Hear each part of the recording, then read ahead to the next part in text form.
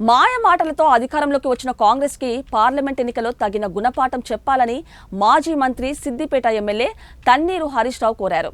సంగారెడ్డి జిల్లా జైరాబాద్ పట్టణంలో బీఆర్ఎస్ నియోజకవర్గ ముఖ్య కార్యకర్తలతో ప్రత్యేక సమావేశం నిర్వహించారు.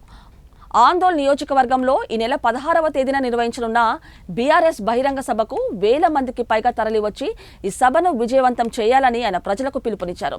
6 గ్యారెంటీలను అమలు చేస్తామని చెప్పిన ప్రభుత్వం అందరినీ మోసం చేసిందన్నారు. ఇందుకు పోస్ట్ కార్డు ఉద్యమం ప్రారంభిస్తున్నామని ఆయన ప్రకటించారు.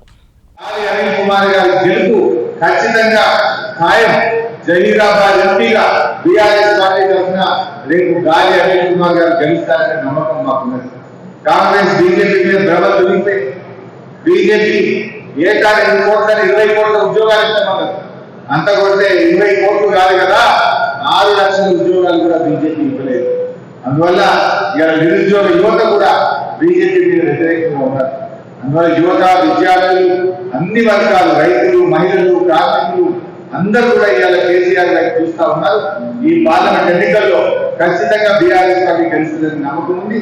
మరి 16వ తేదీ సంగారెడ్డిలో జరిగే సభను పెద్ద ఎత్తున విజయవంతం చేయాలని, ఈ సభను మరి స్వచ్ఛందంగా అందరూ కూడా కదిలి వచ్చి సంగారెడ్డి సభను మరి గొప్పగా జరిగే విధంగా అందరూ కార్యకర్తలు కూడా కష్టపడి ఈ 2 రోజులు కష్టపడి ఈ సభను విజయవంతం చేయాలని చెప్పి కోరుతా ఉన్నాం.